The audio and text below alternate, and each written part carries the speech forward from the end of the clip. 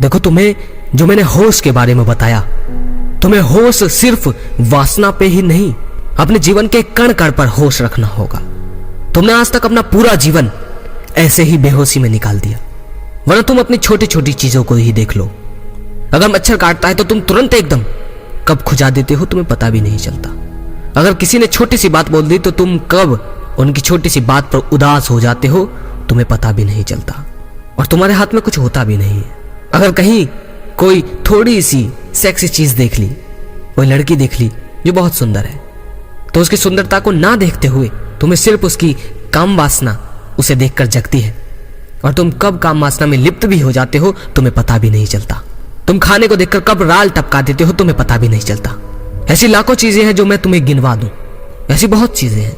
जब तुम्हें बहुत तेज बाथरूम आता है, बहुत तेज टॉयलेट आता है, तो तुम जाते हो उसके अंदर और तुम कब में कब दरवाजा बंद कर देते हो, कब में कब कुंडी लगाकर, कब में कब अपनी चैन खोल देते हो और कब में कब बाथरूम करने लग जाते हो, तुम्हें पता भी नहीं चलता।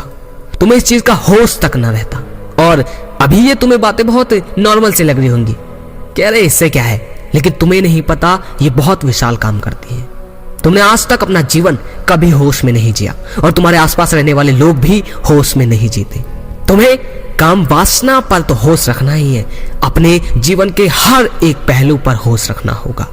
अगर कोई छोटा बच्चा तुम्हारे आज चांटा मार दे तो तुम तभी रिएक्ट कर दोगे, तभी तुम्हारा क्रोध उभर जाएगा। मैं ये नहीं कह रहा कि तुम उस बच्चे को बिगाड़ दो, उसे मारने दो, नहीं, मैं तुम्हारे होश को बता रहा हूं। अगर कोई आदमी तुमसे कुछ थोड़ा सा ही गाली या कुछ भी दे दे तो तुम अपना होश खो दोगे। पहली बात तो होश में तुम रहते ही नहीं, बेहोश ही अपनी जिंदगी को जीते हो। तुम खुद सोचो कि तुम ऐसा कौन सा दिन था जब तुम होश में थे। अगर तुम एकांत में बैठे हो तब भी तुम होश में नहीं रहते, तभी तुम्हारे मन में अनेकों भावनाएं, अनेकों विचार चलते हैं। होश रखने की तो भूल ही जाओ, लेकिन तुम्हें होश रखना होगा। जितने भी महान पुरुष थे, जैसे स्वामी विवेकानंद, गौतम बुद्ध, ये जितने भी थे, वो सब अपने होश को बहुत बेहतर साधे हुए थे, वो जागे हुए थे। लेकिन यूट्यूब पर तो बस तारीफ के पुल बांध दिए जाते हैं कि स्वामी विवेकानंद ने इतने साल ब्रह्मचर्य किया वगैरह वगैरह। तुम्हें एक्साइटेड और मोटिवेट कर देते हैं ब्रह्मचर्य का नाम लेकर, और उनमें से एक मैं भी था एक समय में। तुम्हें मोटिवेट तो कर देते हैं, तुम्हें उत्साह तो कर देते हैं, बढ़ा देते हैं, लेकिन कभी ये जानने की कोशिश की है कैसे क्या चीज थी जो बिना किसी परेशानी के वो अपने जीवन में लक्ष्य को पाते गए, अपने हर मुकाम को हासिल करते गए, और फिर भी वासना आने पर उन्हें कोई फर्क नहीं पड़ा। लेकिन जब यूट्यूब चैनल के किसी यूट्यूबर को पता ही नहीं होगा तो वो बताएगा क्या? जो उन्हें उनके पूर्वज उनकी किताबें बताती आई हैं वो जानते आए और आज तक मुक्त भी नहीं हुए। अश्लीलता देखते हैं तो मुंह छुपा लेते हैं, लेकिन मन वही रहता है। आंखें बचा तो लेते हैं, लेकिन दिमाग वही सोचता है, वो चाहता है कि मैं बार बार देखूं, क्योंकि तुम कहीं भी होश में नहीं हो। लेकिन मेरे भाई, तुम्हें अपनी हर एक चीज पर होश रखना होगा, हर चीज पर। तुमने कैसे करवटें ली, कैसे तुम चले, कैसे तुम्हारी सांस अंदर बाहर जा रही है, कैसे तुमने बालों में हाथ लगाया, कैसे तुमने खुजाया, कैसे तुम्हारा एक एक निवाला तुम्हारे मुंह में जा रहा है खाने का, कैसे तुम पढ़ाई कर रहे हो, कैसे तुम लिख रहे हो, कैसे तुम उस फिल्म को देख रहे हो जो परिवार के साथ बैठे हो। उस फिल्म को देखते वक्त तुम्हारे मन में कोई भाव ना हो, चाहे वो कैसी भी फिल्म हो। किसी भी चीज को अपनी भावनाओं से मत जोड़ो। इसका मतलब ये मत सोचना कि तुम्हें मैं साधु सन्यासी बना रहा हूं, नहीं।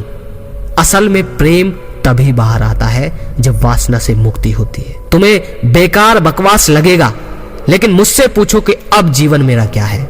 मुझसे पूछो कि अब असल प्रेम और मिठास और शांति कितनी गहरी है। मैं उस शांति को बता भी नहीं सकता जो अब अंदर गूंज रही है, जिसकी मिठास को मैं हर पल महसूस कर रहा हूं। तुम किसी की मत सुनो, बस तुम अपने होश को साधो, और एक समय ऐसा आने वाला है कि कुछ महीनों बाद तुम मुझसे कहोगे कि इस संसार में ऐसा कोई नहीं जो मेरे होश को तोड़ सके।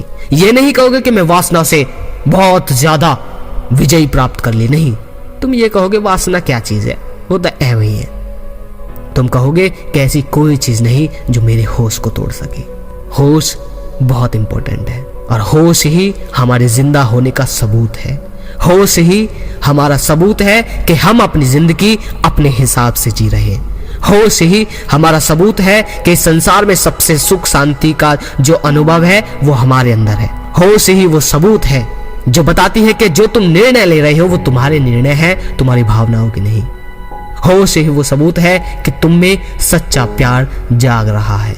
मेरे भाइयों, इस वीडियो को हर YouTube चैनल के कमेंट बॉक्स में लोगों तक पहुंचाओ, मेरी हर वीडियो को जो अब आ रही है, क्योंकि आप लोग तो बदल जाओगे। उन लोगों की सोचो जो लोग अभी तक मेरी वीडियो तक पहुंचे नहीं, उन लोगों की मदद करो। अगली वीडियो में फिर मिलते हैं। जय श्री कृष्णा।